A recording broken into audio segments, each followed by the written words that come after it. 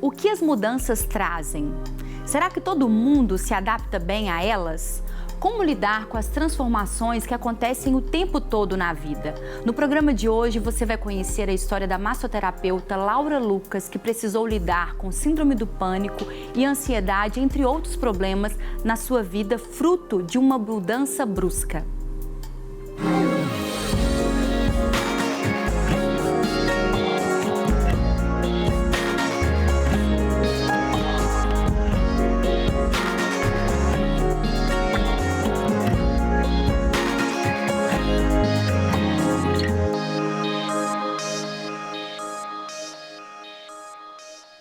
Como reorganizar a vida depois do inesperado chegar é o tema de hoje no nosso programa Você é um Bom Motivo para Viver, que eu já estou aqui com o especialista, psiquiatra, Dr. Lucas Farnese. Seja bem-vindo mais uma vez. Obrigado, Thalita. Obrigado por mais esse convite. E com ele, terapeuta ocupacional, amigo e parceiro do nosso programa, Guilherme Fenelon. Obrigado, Thalita. Vamos lá. Seja bem-vindo também no nosso papo. Afinal de contas, a gente vive mudanças o tempo todo. É possível se preparar melhor para elas, tentar se reorganizar melhor para quando elas chegam, não é mesmo? Sem dúvida, é possível. Apesar da gente saber que o inesperado, pela própria palavra, é assim mesmo que funciona e nos assola e pode nos atingir a qualquer momento, dá para a gente preparar, dá para a gente poder ter um pouco mais de capacidade para a gente fazer nossos enfrentamentos. Ótimo. Então, vamos colocar a nossa convidada, o Bom Motivo para Viver de hoje, na nossa conversa, Laura Lucas, massoterapeuta. Vamos conferir. Eu morava numa casa muito grande e mudei para uma casa menor. E nessa casa menor, eu quase não tinha vizinhos, porque meus vizinhos eram idosos, alguns trabalhavam o dia inteiro. E no outro que eu morava, no outro apartamento que eu morava, eu tinha uma vizinha muito... Ela era uma mãe para mim. Aí, nesse processo de mudança, minha filha mais velha começou a entrar naquele período de fazer vestibular. Meu marido trabalhava muito, trabalhava à noite também. Minha outra filha ficava o dia inteiro fora. E eu comecei a ficar sozinha. E nesse ficar sozinha, eu tive uma síndrome do ninho vazio antecipada. Aí eu entrei numa depressão muito profunda. E tive síndrome do pânico, eu não saía de casa, eu não conseguia ver gente, muita gente reunida no mesmo lugar. E eu sofri muito, porque como eu sou de uma família evangélica, eu sofri muito preconceito, porque a minha mãe falava comigo assim, enfia o joelho no chão e vai orar, porque crente não tem depressão, isso é coisa do diabo. Então eu tinha uma luta interna muito forte, porque eu estava muito ruim, eu queria buscar uma solução para aquilo e eu ficava ouvindo as pessoas falando que crente não podia sofrer. Até que nesse sofrimento muito profundo eu tinha vontade de morrer, eu chegava na janela, eu tinha vontade de pular da janela, coisa que eu nunca tinha tido antes na minha vida. Crente tanto sofre, né, que Jesus nos garantiu isso, que no mundo nós teríamos aflições, mas que nós tivéssemos bom ânimo porque Ele venceu o mundo, né? Então Ele venceu todas essas situações, essas circunstâncias que nos afligem a tal ponto que nos levam a situações extremas, como a Laura compartilhou com a gente aqui, que ela não imaginava pensar, sentir, ter vontade. Então é por isso que esse programa existe, né? Para realmente cuidar desse tripé, corpo, alma e espírito. Tirar todo esse estigma de que crente não tem depressão, não tem síndrome do pânico. Infelizmente, essa é uma realidade inerente à condição humana, né? De sofrer as coisas que são reais para todo mundo, mas de passar por isso buscando ajuda, tratamento, né? Suporte, para que superada essa dor, com essa ferida sarada, você possa dar frutos abençoando outras pessoas. E doutor Lucas, para a gente poder começar esse assunto de hoje, às vezes a pessoa pode olhar e falar assim, mas é uma mudança de casa, é uma coisa assim, tão circunstancial, passa um tempo, você já conhece outra vizinhança, né? Ela tinha uma pessoa ela tinha um vínculo como se fosse materno na casa antiga, ela mudou também uma realidade de um tamanho da casa, que era uma para uma outra. Então, às vezes a gente pode achar que isso é pequeno, mas a mudança, ela é recebida de uma forma diferente para cada pessoa? Sim, né? Mas que ela já tinha todo um mecanismo para lidar, tinha uma vizinha, né, que era quase uma mãe, então eu imagino que seja alguém que era um suporte, né, que dava uma sustentação para ela nos momentos difíceis, nos momentos alegres, né? Conversava, se distraía. E a partir do momento que tem uma mudança, né, e você não consegue ter aquele suporte novamente, né? Você não consegue ter aquela atenção, aquela pessoa a qual você vai se ligar, né? Às vezes a pessoa começa a experimentar uma sensação de solidão, uma sensação de abandonismo, né? Que não que seja real. Não que seja real e não que seja adequado, né? O ideal era que mudasse e ficasse ali legal. Mas também não quer dizer que a pessoa, que ela tenha que dar conta. A gente não tem que dar conta de nada, né? Ou a gente está bem, ou a gente está buscando ali os recursos para ficar bem. E né? demora um tempo também, né? Sim. Algumas pessoas demoram mais tempo para se adaptar a uma nova realidade e outras menos. Sim, tem gente que vive essas mudanças como um luto, né? Eu perdi aquela pessoa que estava comigo, perdi aquela pessoa que era o meu suporte. Não importa se ela tá viva ainda, né? Mas ela ainda eu não tenho contato mais, né? Aquela pessoa com quem eu me vinculava, ela não está ali mais disponível, né? Então, ela não faz diferença o fato da pessoa estar viva ou não estar, né? Pode telefonar, pode ir lá, não é a mesma coisa. E, de alguma certa forma, isso pode ser algo até positivo, no sentido de que, assim, a Laura expressou ali o quanto foi profunda para ela essa relação. Então, não é uma coisa superficial. Hoje as coisas estão muito assim, não é hoje, né? Em cada geração a gente vê a história mostrando isso. Como às vezes a gente é levado para a superficialidade, de não se comprometer efetivamente com os vínculos de amizade, né? De todas as esferas de relacionamento. Pois é, você percebe que ao mesmo tempo que ela tem ali, e ela diz isso, né? Era uma vizinha. Quem é que relaciona com o vizinho desse jeito hoje, né? A gente vê como é que é raro esses movimentos onde a relação se aprofunda. Então, claro que isso é muito importante. Ouvindo a história dela, a gente tem dois aspectos que nos chamam muita atenção. Uma questão que é de geração, ou seja, a mãe dela vira para ela e se diz, né, de uma família tradicional evangélica, e a mãe diz com relação a essa noção que era muito contextualizada desta época que a gente vivia, 20, 30 anos atrás. E que bom que mudou, né, Thalita? Que bom que essas coisas vêm mudado, onde o cristão não era tido como uma pessoa passível de um adoecimento mental, porque isso não pertencia à ordem natural, era do inimigo, era do diabo, era de Satanás. E é claro que a gente tem que ter um cuidado enorme, né? Como você falou, o programa está aqui para isso, para nos alertar, para nos convidar a pensar de uma forma diferente. E que bom que essas coisas aparecem, né? E aí está aí, ainda existe. E a gente precisa de cuidar isso com muito cuidado, com muito carinho e muita atenção e conhecimento, para a gente não cair. Que bom que ela buscou ajuda e procurou ajuda. E talvez a gente pense que os processos de mudança que vão ocorrer com todos nós, eles vão ocorrer e quanto que aquilo mexe com a nossa internalidade, o quanto que a gente pode achar que a gente está preparado para fazer uma mudança e que ela aparentemente é simples, e quando ela acontece, fala assim, gente, eu estou com muito mais dificuldade para lidar com isso do que eu achei que fosse. E está na hora de fazer revisões importantes, está na hora de a gente perceber o que acontece. É interessante ela falar, eu tive uma síndrome do ninho vazio antecipada. O que é essa síndrome do ninho vazio? Quando você tem uma mãe que é uma mãe muito próxima dessa relação com os filhos, muito presente na vida desses filhos, e esses filhos, pela ordem natural da vida, crescem e vão ou estudar fora, ou vão ter um movimento aí acadêmico de um distanciamento, ou eles se casam. Então tem essa ideia do ninho vazio. Eu me vejo agora sozinha em casa com meu esposo. E a gente percebe ainda, quando esse casamento não é um casamento muito organizado, né? E essa mãe ficou muito devotada para essa família, e esse distanciamento do esposo, aí quando a família vai embora, aí que o ninho vazio aparece com muito mais evidência, né? E quando antecipa, parece que o sofrimento é maior ainda, né? Quando antecipa, a gente tem que entender, poxa vida, por que eu estou acabando percebendo essa antecipação desse movimento, que seria um movimento natural, e que os pais devem se preparar sim, viu? Os pais têm que entender que essa coisa tem que acontecer, e quanto mais a gente tem, quanto mais eu dou autonomia para a vida dos nossos filhos, quanto mais eu desejo que eles cresçam, desenvolvam e alcancem o voo, simultâneo e concomitantemente eu tenho que preparar, porque isso vai acontecer daqui a pouco. Então eu tenho que continuar cuidando de mim, elaborando planos, elaborando projetos, elaborando estratégias de autocuidado, porque em algum momento aquilo vai acontecer.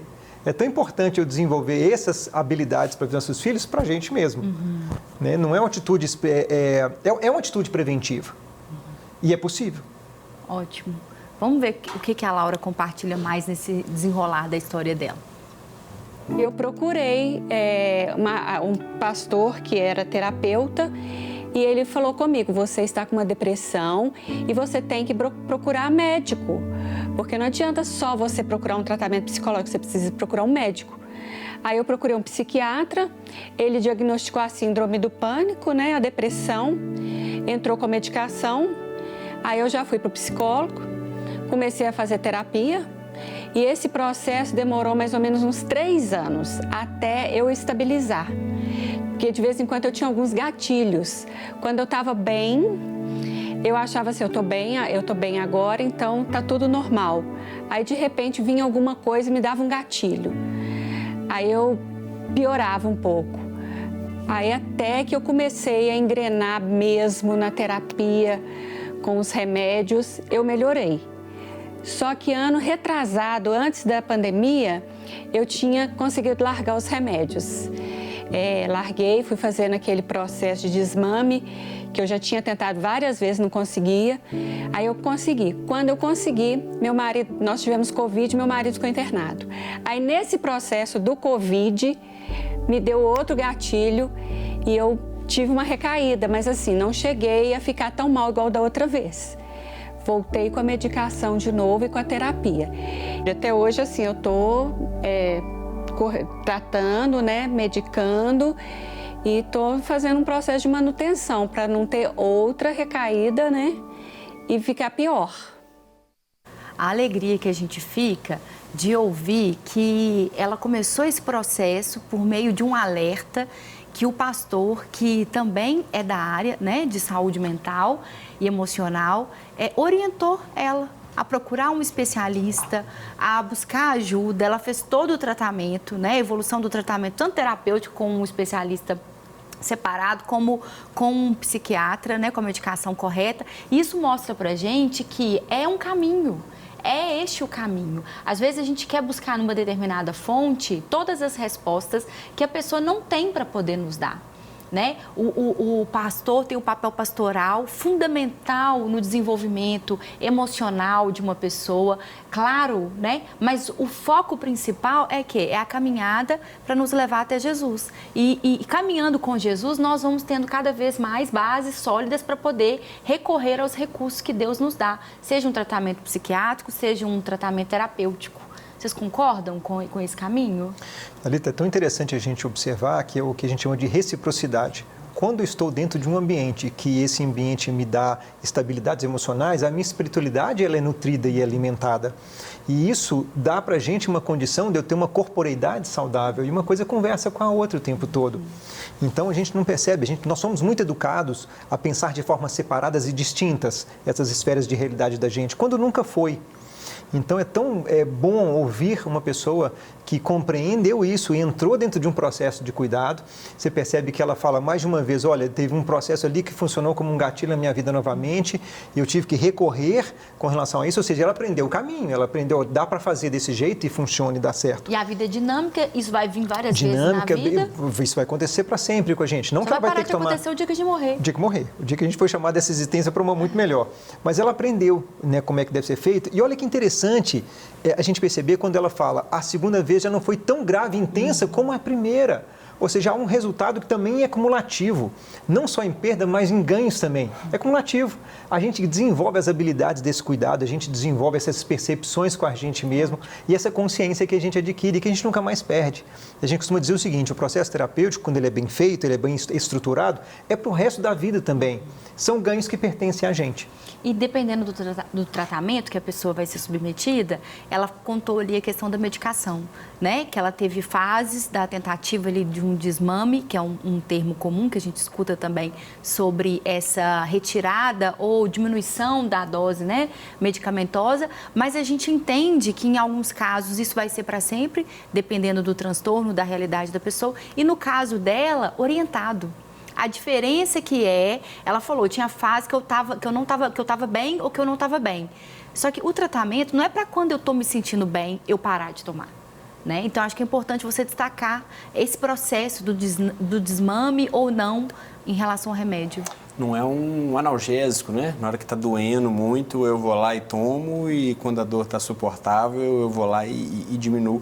Porque o grande problema, né, que a gente enfrenta nos transtornos emocionais é a cronificação, né? O quadro vai ficando pior, a pessoa quando ela não trata, quando ela vai deixando, vai fazendo de qualquer jeito, ou começa, o remédio começa, né? E ela vai tendo aquelas várias recaídas ao longo dos meses ou anos, né? E o quadro ele vai ficando pior, né? Eu sempre friso isso muito para as pessoas quando elas vão lá tratar comigo, né? Principalmente quando é a primeira vez, né? Que a primeira vez a pessoa ela acha assim que dá uma melhorada ali, ela fala pronto, resolveu, né? E muitas vezes some, né? A gente não explica, ela some ali e fala, não, eu resolvi o problema, a situação que me incomodava não incomoda mais, né? Mas muitas vezes é o efeito da medicação ali que tá funcionando, né? Às vezes a melhora na forma de lidar com o problema, né? O problema não está impactando tanto, é o efeito ali da medicação que está corrigindo uma disfunção que existia antes. Então a gente não pode ficar correndo esse risco, né? Tem que fazer tudo orientado, a gente tem tempo certo, né? Existem pesquisas que norteiam,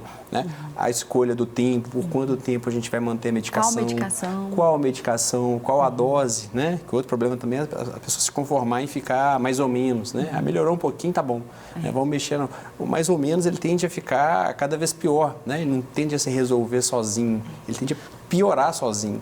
Então, a gente tem que botar na dose certa para obter o melhor resultado que a gente conseguir. E a impressão que eu tenho, Lucas, é que sai de um estado, às vezes, de total exaustão em relação à doença, a euforia, porque começa a tomar o medicamento, ele quimicamente começa a produzir aquilo ali, só que esse estado inicial, quando você acerta de primeira ou nas primeiras tentativas da medicação, porque, gente, saúde mental, assim como tudo, é resiliência.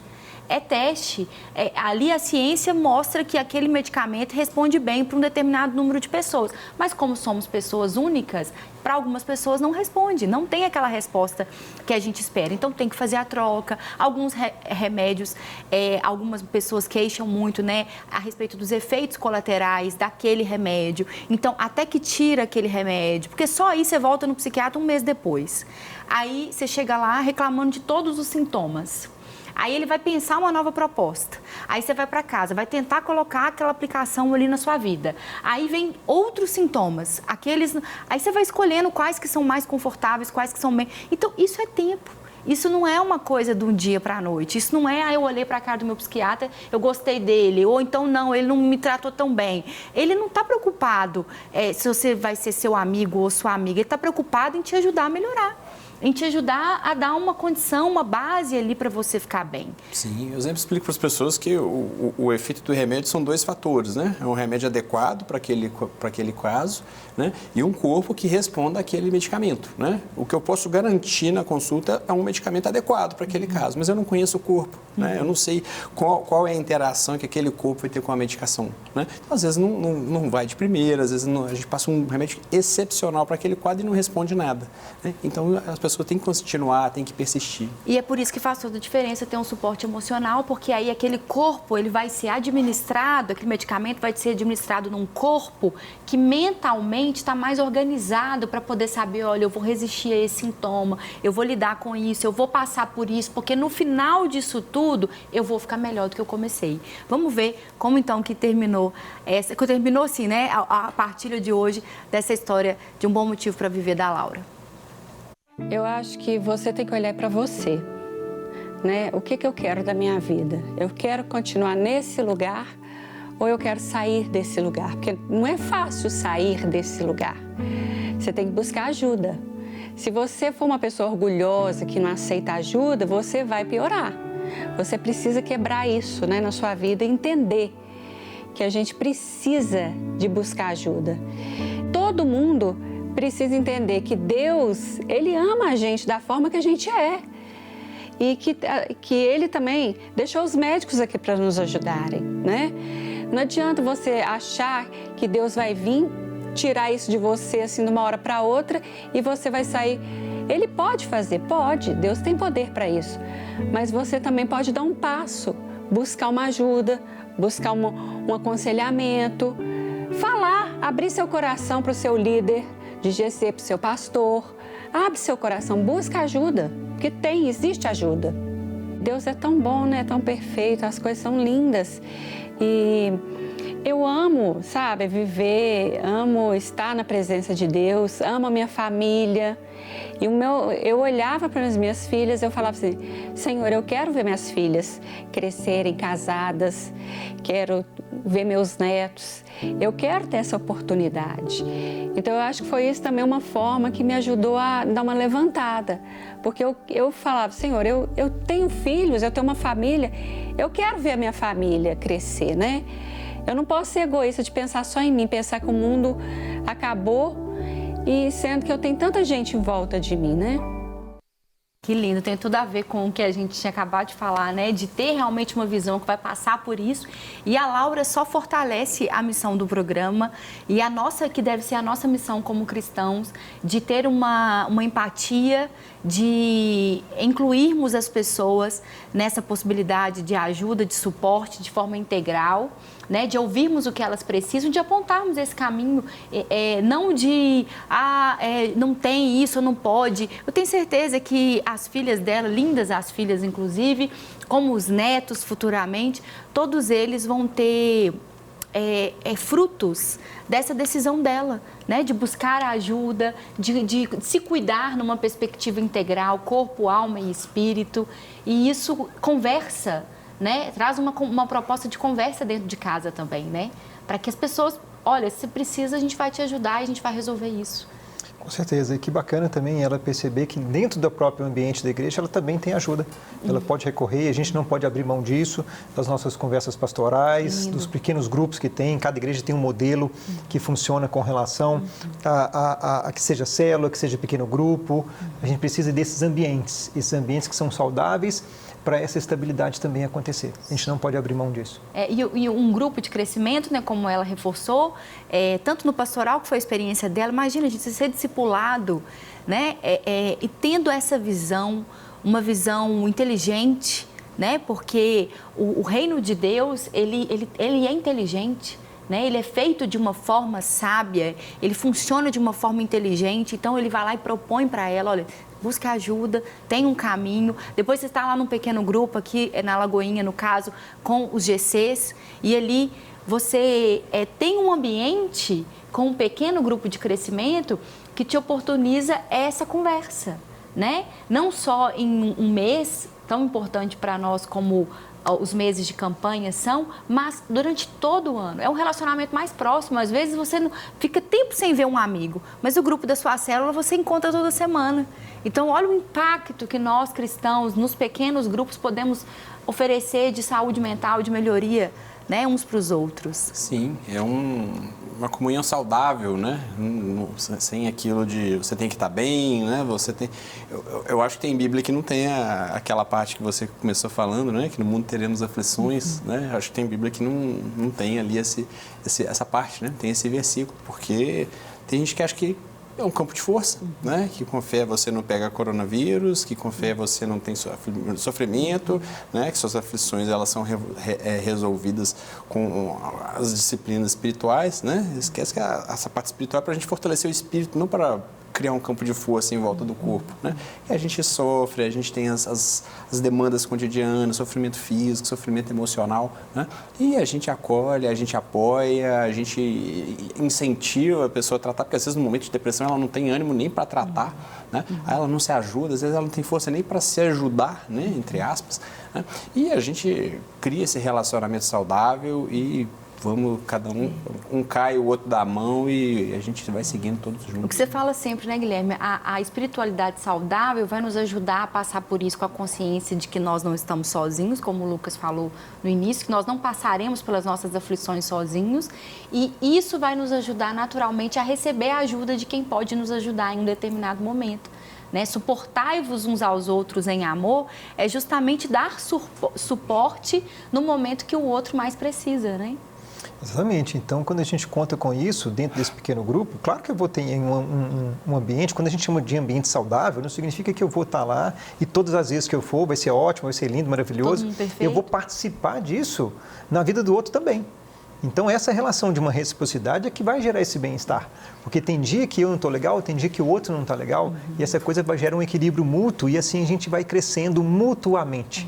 eu tenho que compartilhar para a gente poder encerrar. Eu tive uma experiência com Deus de cura da síndrome do pânico, porque eu falo que tudo é muito... O tratamento, assim como a outra enfermidade que alguém tenha, física, ele é individualizado. A minha experiência em relação à síndrome do pânico foi de uma cura por meio da Vitória, uma criança, na minha célula, no meu Power Group na época, há 3, 4 anos, que eu não conseguia ficar na sala do Power Group porque eu achava que tinha uma multidão ali dentro, todos aqueles sintomas, aquelas coisas. No dia que aquela menina chegou no meu Power Group, eu tive uma cura naquele dia. Depois daquele dia eu nunca mais tive nenhuma crise. Então, olha para você ver a importância de nós estarmos em ambientes saudáveis. E você pode ser uma pessoa a ser essa influência positiva na vida de quem precisa. Que Deus te abençoe e até o próximo programa, se Deus quiser. Obrigada, Dr. Lucas. Obrigada.